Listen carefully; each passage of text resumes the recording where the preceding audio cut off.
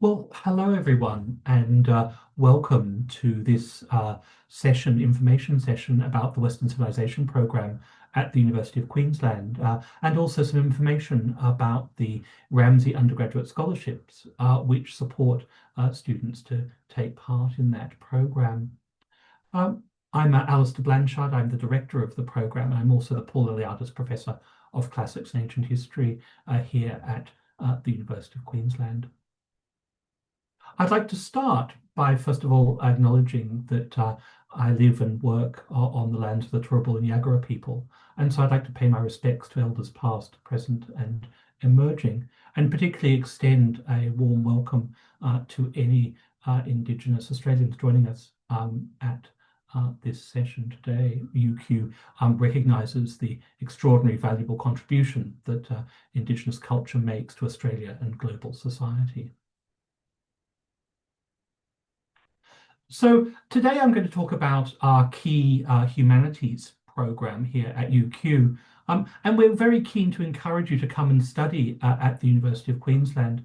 And we do so because we're very conscious that if you're looking for a great humanities program, UQ is the place to come. You know, we're consistently voted as the #1 in Queensland for arts and the humanities. Our teaching constantly is awarded, prizes for its excellence. And indeed, if you're a bright student looking to pursue humanities, UQ is the place that people have chosen. And we're honoured that so many of you choose to come and study at UQ.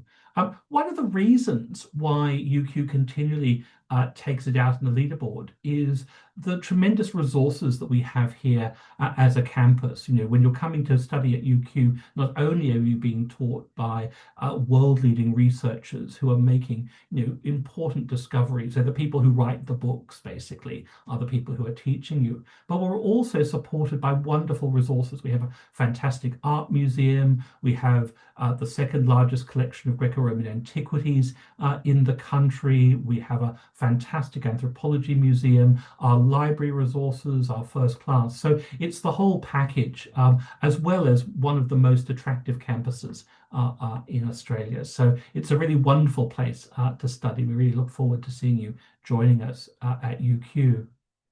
Now, today what I want to talk about is our Western Civilisation program. And this is a comparatively new program at the University of Queensland. We've been running it now for 5 years, and it's a program that is offered via 2 pathways. So if you want to come and study Western Civilization at UQ, you can either do it through our Bachelor of Advanced Humanities program, which is a program that is devoted just to the study of the humanities, or you can pair Western Civilization with law. And so we offer a dual program, which is the Bachelor of Humanities, Bachelor of Laws programs. Now, they have different ATAR entry scores.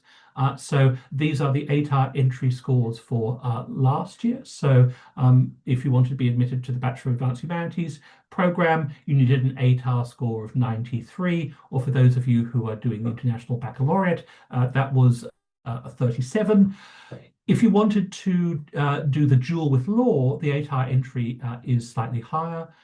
It's a 97.5 ATAR and an International Baccalaureate score of 41.25. There are no specific prerequisites beyond just the general English, which most students will be taking. The 2 programs have slightly different durations. So the Bachelor of Advanced Humanities program is a 4-year program. If you do the dual with law, it's an extra year. So it's a 5-year program. Each of those programs have their own specific QTAC code that you need to use. And I would just point out that the Bachelor of Advanced Humanities comes in 2 types. There's a Bachelor of Advanced Humanities general admission, and then there's a Bachelor of Advanced Humanities with Western Civilization. So you just need to make sure that you have the right QTAC code when you're applying for it. So what do you study when you come to do Western Civilization at the University of Queensland? Well, Western Civilization program is what we call a Great Books program. Now, this is a kind of program that is not particularly common within Australian universities, but is very common elsewhere, particularly in the US. And indeed, our program is very much modeled on the program that's offered at the University of Columbia in New York, what's called the Columbia Core.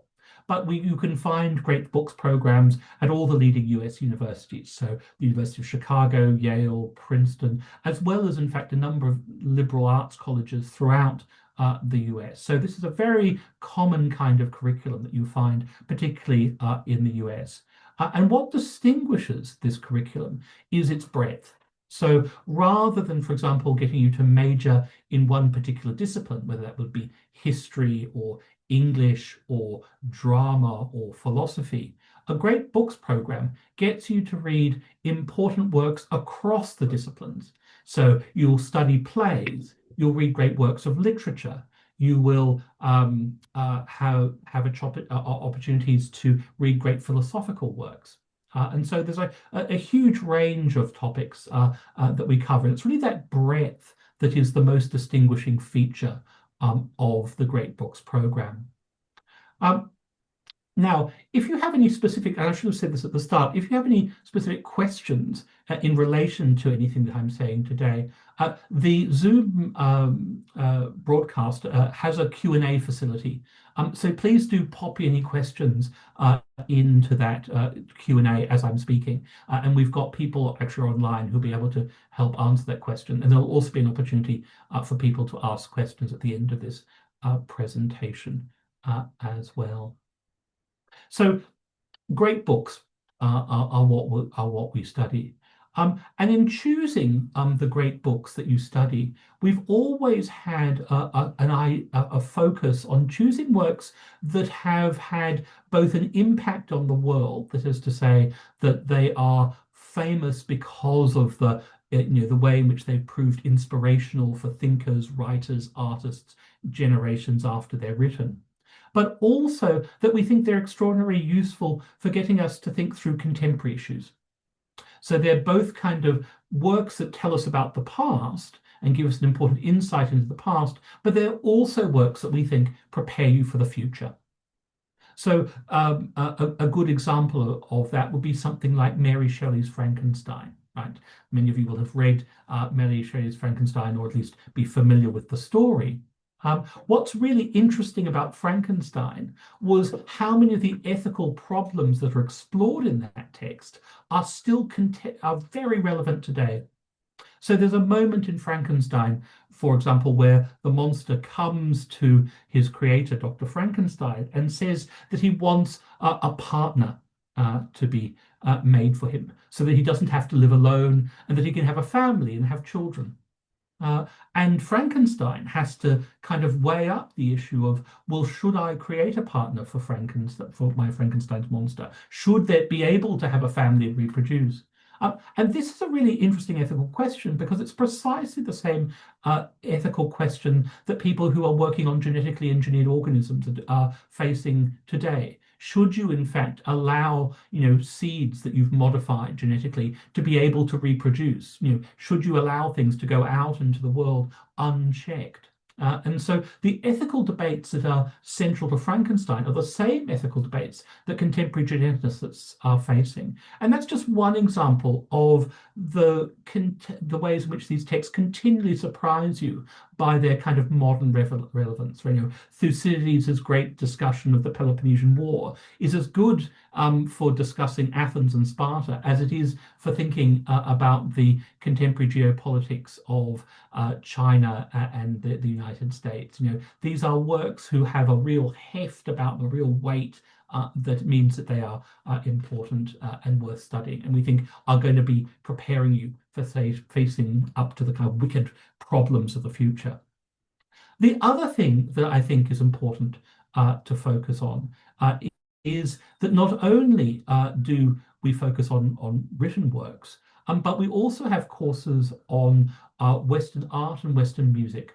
So these are survey courses designed really for students who might not have a great background in art history or might not be particularly musical or have had an experience in music. And what we want to do is train your eyes and train your ears so that you can critically appreciate art and music, so that you can walk into any gallery in the world and be able to understand and talk about intelligently and process the artworks that you are confronted with. You can attend any concert, whether it's medieval chant, whether it's Beethoven's symphonies, and be able to pick apart the music. And those courses, these great survey courses, are taught for absolute beginners. So you don't need to come with any background. You don't be able to have to read music.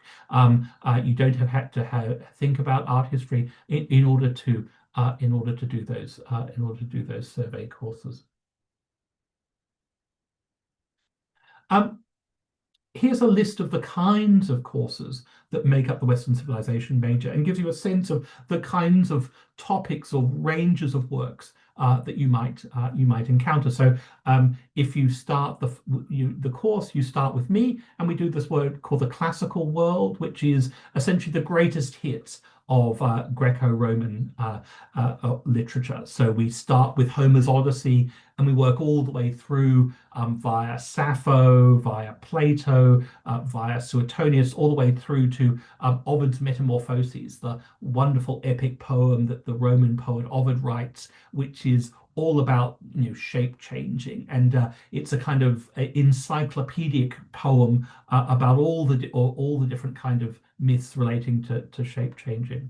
Uh, Alongside this, you'll also read works in the Jewish and Christian course, which include things like biblical works, but also works that have been influenced by the Bible. Dante, Mary Shelley, Frankenstein, all the way through to contemporary works like Hannah Arendt and contemporary philosophy.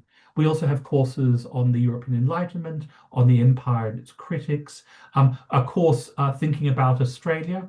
And as well as that, there are also courses that are elective courses, and they are Shakespeare's Art and the Modern, Sounding the West, Icons of Western Art, those two survey courses I mentioned, as well as introductory courses to Western political thought, and two courses that I'll draw your attention to, the Rule of Law and Rights and Freedoms. And these are courses which work particularly well if you're interested in doing the dual with law. Because they provide a lot of the history and content that you don't normally get in a law degree. And in fact, I know that my colleagues in the law faculty are very jealous of the fact that we have these two courses because it provides the kind of rounding and breadth that they just don't have space to do in their law degree. The way we deliver the course is also very distinctive. So each week there's a general lecture which talks about the kinds of topics, puts the text that you're studying that week into its historical context. But then what we do is we have long, short, small group discussions, these tutorials of 2 hours where we have a maximum of up to 15 students, so very small by university standards, where for 2 hours we pull apart the text, discuss it, explore it. And that's really one of the great strengths of the Great Books program, is the opportunity to explore the text amongst other readers and to really have a chance to grapple with some of the complexities of a text. Because it's taught in such small groups, it means that you're really always very supported in your learning in terms of your peer group. We discover that there's a real kind of cohort feeling amongst our students, as well as the fact that the staff members really know everyone's name and able to direct their learning. Now, to support students undertaking the Western Civilization, we have a scholarships program.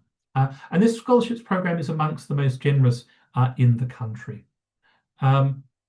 Each year, we offer 30 scholarships, and those are divided amongst the programs. So we offer 15 to people doing straight humanities, and we aim to offer about 15 to people doing the dual with law. And those scholarships will give you $20,000 per year for the first 3 years of the program. So you have no concerns about your startup costs in terms of coming to UQ, studying at UQ. And certainly for the first 3 years, it will allow you to really focus on your studies. In addition to that, if you come from a non-metropolitan region of Queensland or from outside of Queensland, there's an extra $12,000 to help top up that scholarship. So you'll be eligible for $32,000 per year, and that is really designed so that if you're coming from further away, you can, for example, live in college relatively easily and not have to worry about your accommodation costs, the costs of the move, and all those associated costs. So we're really, designing those scholarships to allow people, particularly from outside, to get in. In addition, there's the other advantage of the scholarship, which is we also offer an economy airfare to facilitate an international exchange. So if you're on a scholarship and you want to go on an international exchange, spend a semester abroad, we're happy to fund the airfare that will get you there. And it's not just a semester abroad. If there's another international opportunity, a internship, we're again very open to supporting our students travel and get all the experiences of travel. In terms of eligibility for the scholarship, it's open to Australian citizens or Australian permanent residents at the time of application. Now, I should say that there occasionally run into problems with New Zealand citizens who are here on a special category visa. Unfortunately, you aren't eligible if you're on the special category visa for the scholarship. However, if you've put in an application for Australian permanent residency at the time of application, then we will consider the application. So you need to either be an Australian citizen or an Australian permanent resident at the time of application, or at least have got your paperwork in for Australian permanent residency. You apply in the year before you're going to start at UQ. So if you're a year 12 student and this scholarship is limited to year 12 students, you apply and you're going to go straight to university. You should be applying this year. If you're planning to have a gap year, then what you would do is that you would wait until until next year, and then you'd apply in the round next year. So you apply, as it were, just the year before you're about to start the program. If you are undertaking a gap year, it's important that you don't start any other degrees. The Bachelor of Humanities has to be your first degree. So just make sure that in order to be eligible. I should say at this point that being awarded a scholarship doesn't guarantee you a place in the program. You still have to go through the whole QTAC process. So if you're not, so we will make a conditional offer of a scholarship, and that conditional offer is dependent on you getting a place through the QTAC process. In terms of the application for the scholarships, when we're looking at the award, we look at 3 different criteria: academic excellence, community service, and suitability for the program. And I want to talk a bit about each of those in turn. Now, academic excellence is relatively straightforward, and here I should say that you don't need to be the dux of your school, the top student of your school, or even necessarily the top student in your subject. When we look at academic excellence, we're looking at it quite broadly. So particularly, for example, if your ATAR predictions are that you're going to be getting, 98s or 99s, if you're interested in the dual with law, for example, which is the kind of ATAR that you'll be needing to get to get into that program, then you've pretty much met the academic excellence requirement. So it's not, as it were, you have to be the absolute top, although obviously, if you're winning prizes for your historical essays or your writing or anything like that, please do let us know about that. But what we are looking for are, well-achieving students who can certainly will meet the academic entry requirements. Um, the one that we tend to pay more attention to is community service. And here we're very interested to hear about what you're doing to make those around you, the lives of those around you, better. And we take a very broad idea of community service. So it can be contributing to your school community, whether that's through positions of leadership or through other kinds of service positions. It could be external to the school as well, whether you're helping out with your local land care group or whether you're visiting people in old people's homes. I mean, people do a variety of things. And what we're interested in particularly is your own initiative. So we know that a number of schools organize community service opportunities for their students. What we're particularly impressed by are candidates who've gone above and beyond what the school provides. And so particularly in your application, if you can talk about things that you've done off your own bat in community service, that's really important. Or, the school might provide the framework, but you've had the initiative and you've pulled together a special fundraising program for a particular cause that really excited and interested you. Um, uh, the other thing to talk about is then suitability for program. And here, what we're interested in is, I guess, we're interested in what your future plans are. Now, you don't need to have your whole life mapped out. But what we are interested in to hear from you is, how do you think studying Western civilization is going to help you flourish? How do you think it's going to help you become the best version of yourself? How is it going to help you achieve the things that you want to achieve in life? And that can be just through the kind of skills it gives you, the enrichment opportunities, the areas of study that you'll encounter as part of the course. What we're interested in is, how is this course going to help you do what you want to do? And that's the kind of criteria. So those are the three criteria. In terms of applying for the scholarship, essentially we look for three kinds of documents. We want a 1 to 2 page CV from you. We also want statements addressing those criteria. They're very short statements, only about 250 words each. And I've put down there a few things that you might mention, any academic awards, what extra courses you might have taken. For community service, as I say, it's very broadly conceived and it's really relative to opportunity. We know that some schools have very elaborate community service programs. Other schools don't. And we're always conscious of making sure that we're assessing that relative to the opportunities.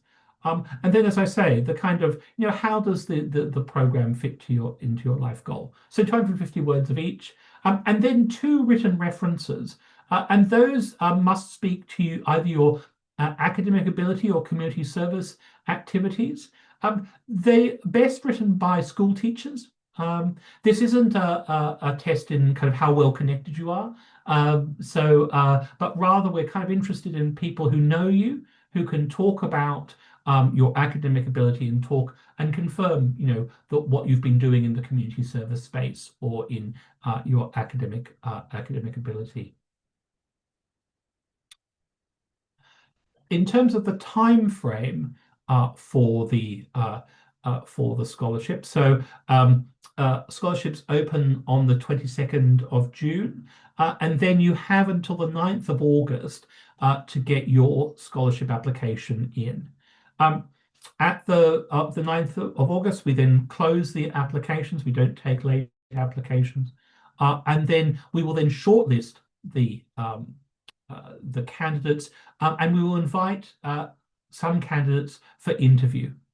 Those interviews will be held during the school vacation between the 28th of September and the 2nd of October. Um, those interviews are designed really for us to get to know you better. They're not a we don't, there's no kind of formal examination aspect to them. It's really a chance for us to put a bit more flesh onto the bones of the application, to hear a bit more about you, to learn a bit more about you. It's really a conversational, non-threatening kind of interview. And then by the end of October, we hope to let people know whether they've been awarded a scholarship or whether they've been put on a wait list. And we try to waitlist people who we think have that you've got a good chance perhaps of getting a scholarship. So the wait list is important to us, and we don't waitlist people unless we think, well, look, actually, these people would certainly meet the criteria, and we certainly would be happy to award them a scholarship if one was to come up. And then finally, of course, around mid-January, you'll find out whether you've got into the program or not.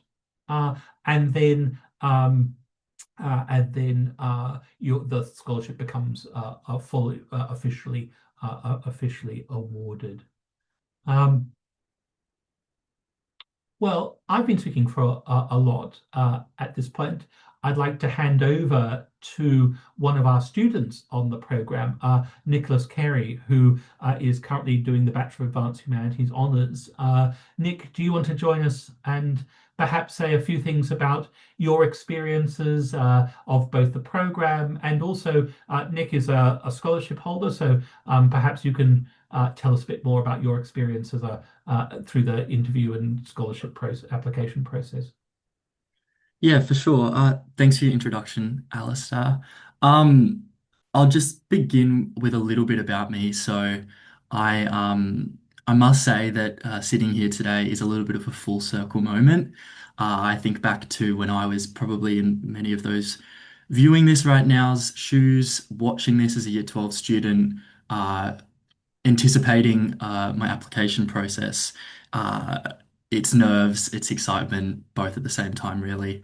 Um, and in that way, I want to sort of quickly touch on like where I come from. So I'm from northern New South Wales. I'm from a town called Casino. Um, I'm one of maybe two students at my school who came to UQ. And my point there is that this program attracts people from all across Australia and the globe. Uh, and its application an application to it should be encouraged, and it should be taken with consideration, as well as taken well. So I would really encourage everyone to uh, here today to apply, to put their hat in the ring, and to reassure them as well that the interview process is not incredibly daunting. It's very manageable, as Alistair said. It's about getting to know the selection committee. Um, Alternatively, it's also just a really good opportunity to practice CV writing. And I think that as young adults, it's a really great opportunity um, to not only practice that, but to get feedback from people at your school, from people who you might hope to write references for you as well. So I'd just like to, again, reassure everyone on that point. I guess what everyone's been talking about today is probably the hinge point of the program, and I'd probably talk to our tutorials as Alastair did as that hinge factor. Most subjects at university, UQ in particular, will have tutorials, but in no way I would say are they comparable to the class size, and the interdisciplinarity of the Western Civilization program. So what I mean by that is really that we are learning kinds of knowledge in this program that we are drawing from, as has been talked about before, different genres of text as well as different ways of thinking about text. And I think that's a really powerful way to draw on knowledge in our present world. Um, I guess an example of that, and this is probably my geek out of the talk, and I'll keep it at that. One of my favorite texts that we read in our European Enlightenment course was Hume's on political factions and on political parties, sorry. And essentially what the lecture will do is it will divide the content into sort of a historical context, what was going on at that time that he was writing. Well, it was unionism in the UK. And then it will go into the intellectual context. And for us, that means the resources available to thinkers at certain times. It will then go into who this person was that was writing, the agent, their intentions, their purpose, and it will give you an outline of how the text is structured. But what's really compelling is that in the tutorial, you will then go and read that text and talk about its argument to break it down and to apply it to our modern world.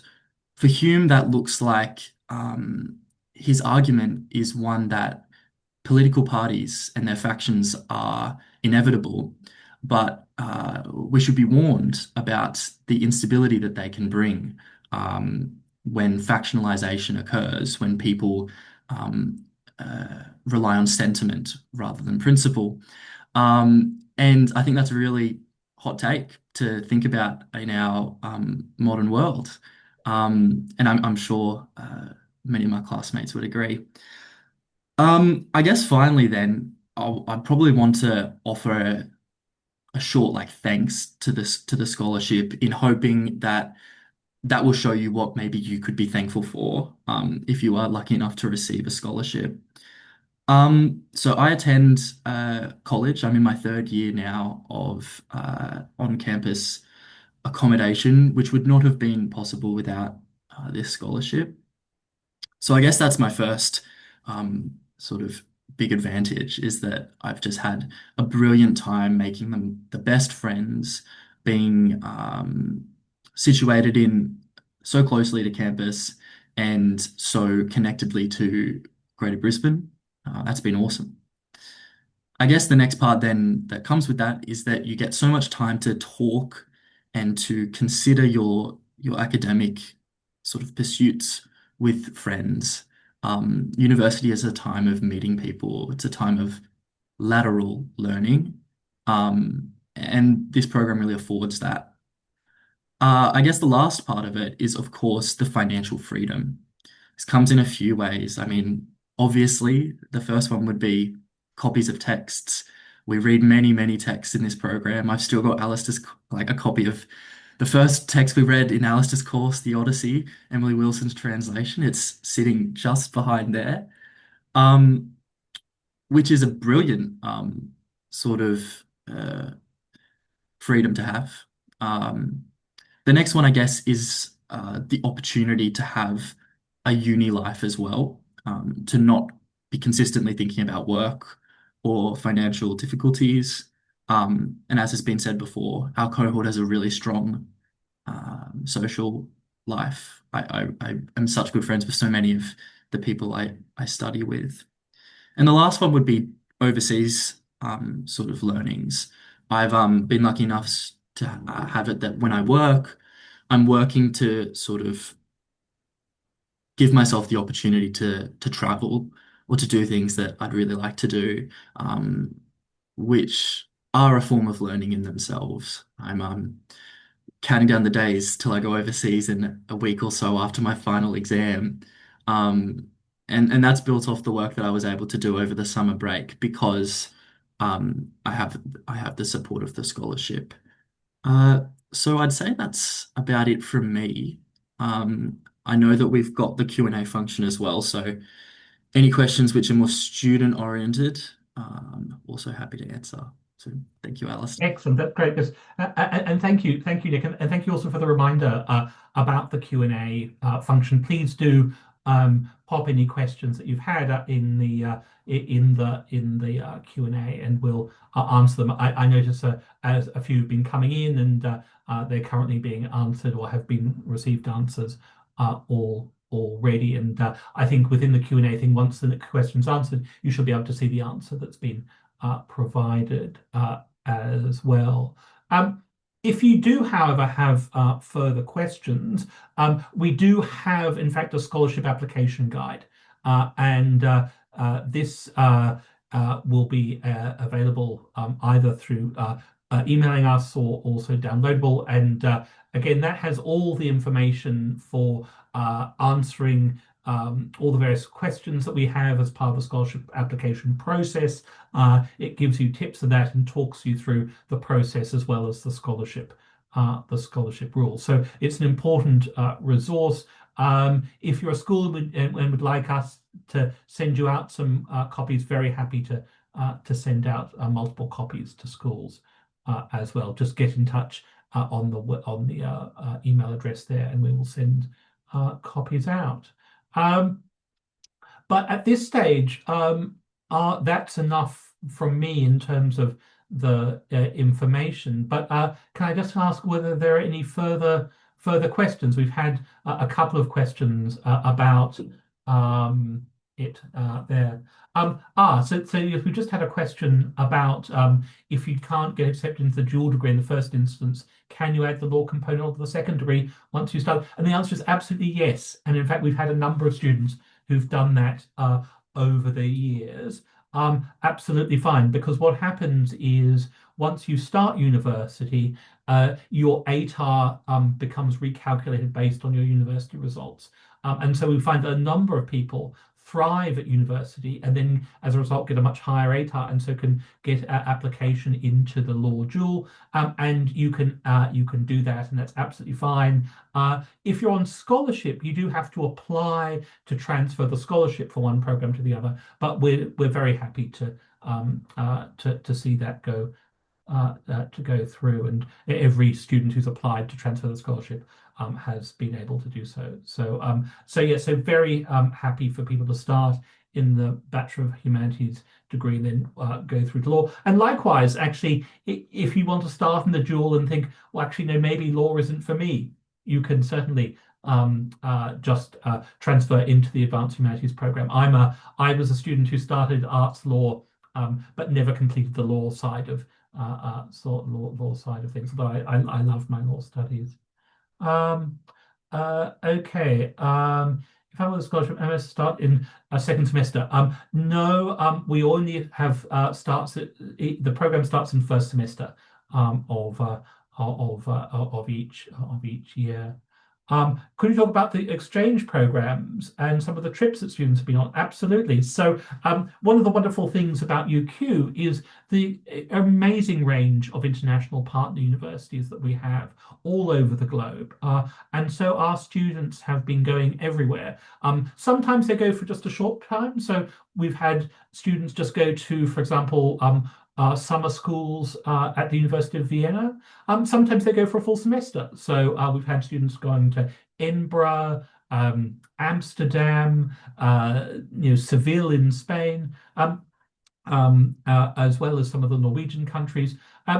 And what's nice is that so many of our partner universities offer instruction in English. So you don't necessarily need to have the second language to be able to study over there. So there's a full range of that. In addition to that, we also have been offering trips that we ourselves have organized for students to go on. So we've organized trips to Italy. We've had one in the past, and we've just got one about to kick off in a few weeks' time to go walk Rome, Florence, and see the kind of artworks you've been studying in class. Walk the same roads that the people that you have been thinking about and talking about have been walking. So we've also organized a trip to Shakespeare based around Shakespeare to Stratford upon Avon and the UK. So there are trips that we ourselves organize as well as all the exchange opportunities. We've just had a question about what kind of jobs will be available to Bachelor of Advanced Humanities students. Great question. So we've only had 2 years of graduates from the program, but what's really exciting is just seeing where they're ending up. And there's no standard pathway, but where we've been seeing people go are things like, for example, particularly in policy. High-level public service, so Department of Defense, Department of Foreign Affairs and Trade have been good destinations for our students. Some of them have gone into graduate programs within large corporations. So again, that's another thing. Some people have gone on to education programs. A number have gone on to do higher degrees and masters. So we've got students studying in Oxford, Cambridge, Edinburgh, London at the moment. We've got students who've gone into, for example, a program in town planning as well. So our students end up in all sorts of places, and you know are really thriving. Does the program include an internship? Uh, and the answer is yes. So we have these mini internships, which are part of the final year course called HUMS 3300, which is a program very much focused on preparing students, particularly in their final semester, for work. And that involves mini internships. It involves a a mock job interview where we kind of grill you as if we're potential employers, and then go back through your answers and say, look, you could be stronger here or stronger there. It also involves components about working with Indigenous people and cultural knowledge exchange. So it's a very vocationally focused course. But as I say, one of the things it does include is mini internship as well. And people work with University of Queensland Press. They work with engagement and marketing. They work with the Pathology Museum. They work with me on community engagement activities. So a full range of internships. Um, okay, so student, my daughter will be in Denmark on a gap year from July. So yes, so we have had people overseas who we've interviewed. Or I should have said all the interviews are done by Zoom. So they're not in-person interviews. So provided that you're prepared to get up at 2, 3 in the morning for the interview, then we're very happy to do it if you're in Denmark or if you're anywhere else. What would you say is the biggest challenge the students face when studying this degree? Reading, keeping up with the reading. This is a reading intensive course. And so the first thing you're hit with is Homer's Odyssey, and from day one, and then it's kind of big work after big work after big work. Now that's one of the great strengths of the program, is just the range of important stuff you read, but you need to be on top of it. So it's not the course where, if you're a student who loves to leave everything to the very last moment, this isn't the course for you. This is the course where, if you love reading and you're prepared to put in kind of consistent work, then this is the course. Yes, we have indeed had graduates who've gone into the GLAM sector as well. So particularly around museums and also archives have also been an important place for our students to end up. Are there any further questions? No, it looks like all our questions, or at least for this section, have been answered. Can I just say, if you do have any questions about the scholarships, please do reach out and get a scholarship guide. And the other thing I should say is, if you ever wanted to discuss things in person, please just email. I'm always happy to speak to students if they want to, if there's some questions about the program. If you're a school and would like us to come out and talk to your potential scholarship applicants, or talk to your grade 12s or 11s or even 10s trying to make up their subject choices, always happy to talk to them about the value of the humanities and where programs like this can take you. So please do reach out. Always happy to chat. if there's nothing else, I think we might end the webinar there. Thank you so much for joining us. I hope it's answered some of your questions, and I hope that we'll be seeing many of you applying for scholarships and in our classrooms next year. Thank you.